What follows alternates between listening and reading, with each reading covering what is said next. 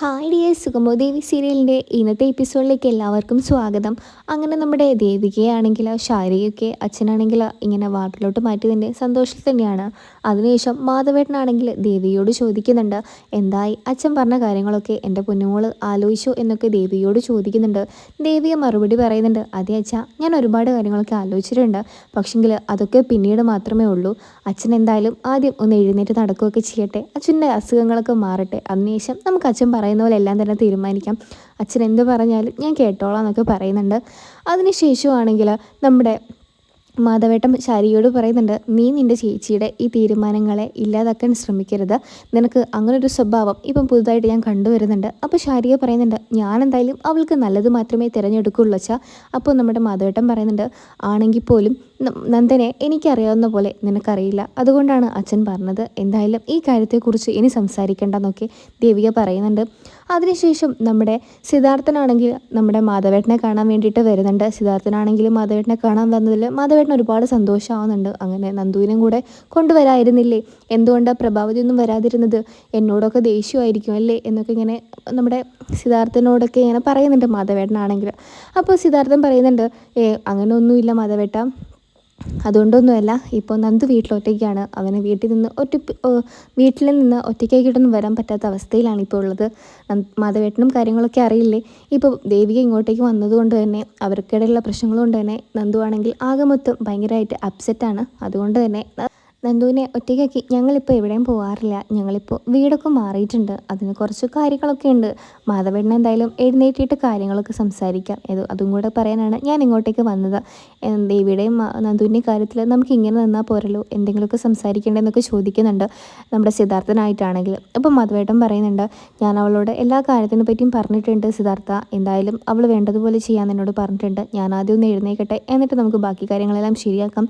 നന്ദുവിനോട് നീ പറയണം, ഒരു പ്രശ്നവും ഇല്ല, അച്ഛൻ എന്തായാലും ഇവിടെ ഉള്ളിടത്തോളം കാലം ദേവി ഒരിക്കലും അവനെ വിട്ട് അകലില്ല എന്ന് പറഞ്ഞിട്ടുണ്ട്. എന്നാൽ നീ നന്ദുവിനോട് പറയാൻ വേണ്ടി പറയണം എന്നൊക്കെ സിദ്ധാർത്ഥനെ ഏൽപ്പിക്കുന്നുണ്ട് നമ്മുടെ മാധവേട്ടനാണെങ്കിൽ.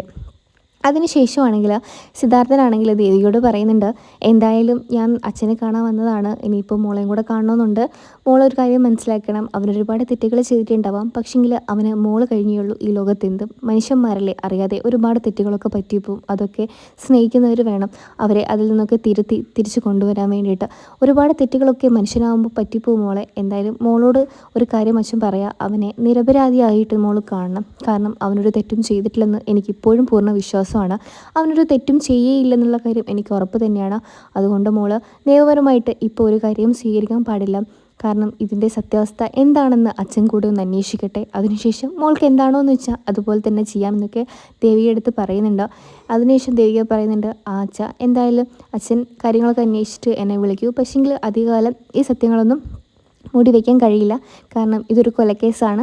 അതുകൊണ്ട് അച്ഛൻ എൻ്റെ അവസ്ഥയും കൂടെ മനസ്സിലാക്കണം. കാരണം ഞാൻ ഒരു MLA ആണ്. ഇത് അറിഞ്ഞിട്ട് ഞാനത് മറച്ചു വെച്ചെന്ന് ജനങ്ങൾ അറിഞ്ഞാൽ അത് പിന്നീട് വലിയ പ്രശ്നമായിട്ട് തന്നെ മാറുന്നൊക്കെ നമ്മുടെ സിദ്ധാർത്ഥനോട് പറയുന്നുണ്ട്.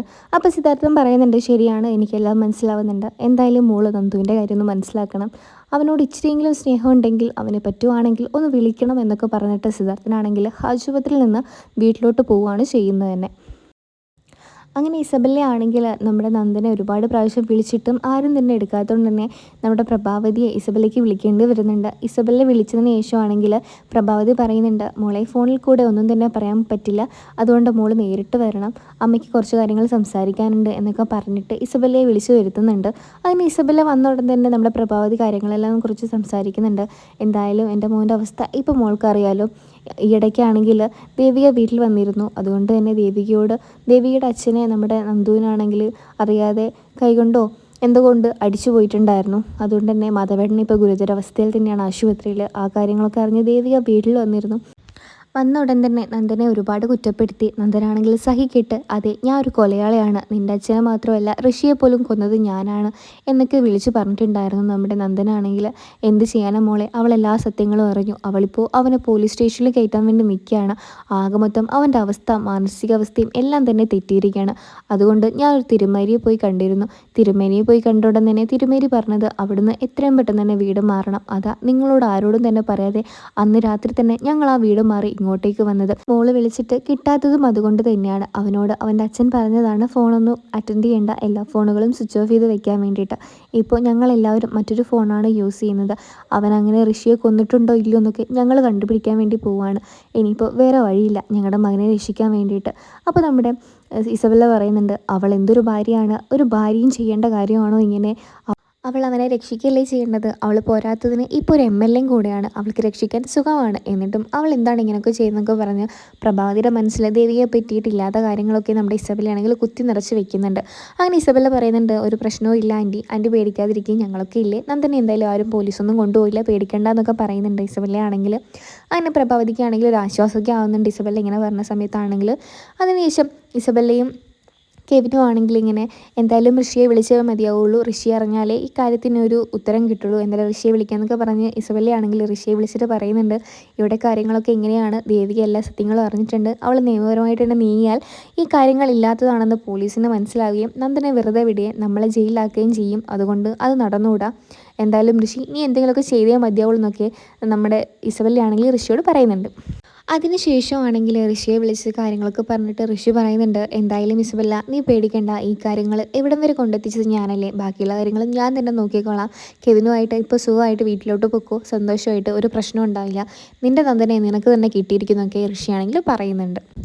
ഇതൊക്കെ കേട്ടുകൊണ്ട് നമ്മുടെ അരുന്ധതി അവിടെ ഉണ്ടായിരുന്നു. അരുന്ധതി ആണെങ്കിൽ ഋഷിയോട് പറയുന്നുണ്ട്, നീ ആപത്തിലോട്ടാണ് മോനെ പോകുന്നത്, അവർ കേസും കാര്യങ്ങളൊക്കെ കൊടുക്കുക എന്നല്ലേ ഇസബെല്ല ഇപ്പോൾ പറഞ്ഞത്, ആ കാര്യങ്ങളൊക്കെ കൊടുത്താൽ നീ ജീവനോടെ ഉണ്ടെന്ന കാര്യം എല്ലാവരും അറിഞ്ഞാൽ നിന്നെ എന്തായാലും അറസ്റ്റ് ചെയ്യും, കാരണം ഇല്ലാത്ത കാര്യം പറഞ്ഞ് ഒരാളെ നീ ഇങ്ങനെ പേടിപ്പിക്കാൻ പാടില്ല മോനെ, അവനെന്തായാലും ഒരു ദിവസം പോലും ജയിലിൽ കിടന്നുകൂടാ എന്നൊക്കെ നമ്മുടെ ഋഷിയെടുത്ത് നമ്മുടെ അരുന്ധതി പറയുന്നുണ്ട്. ഋഷിയാണെങ്കിൽ ഇതൊന്നും ചെവിക്കൊള്ളാതെ നമ്മുടെ അരുന്ധതിയോട് പറയുന്നുണ്ട്, എന്തായാലും അവരൊക്കെ നാശനം കണ്ടിട്ട് മാത്രമേ ഞാൻ അടങ്ങുകയുള്ളൂ, അമ്മ ഇതിൽ ഇടപെടേണ്ടെന്നൊക്കെ ഋഷിയാണെങ്കിൽ ഭയങ്കരമായിട്ട് ദേഷ്യത്തിൽ പറയുകയും ചെയ്യുന്നുണ്ട്.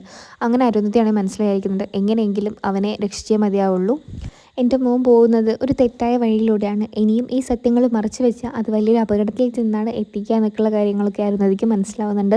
അരുന്ധതിയാണെങ്കിൽ ഈ സത്യങ്ങളെല്ലാം വിളിച്ച് എല്ലാവരുടെയും അറിയിക്കാൻ വേണ്ടിയിട്ടുള്ള ശ്രമത്തിലൊക്കെയാണ് നടക്കുന്നത്.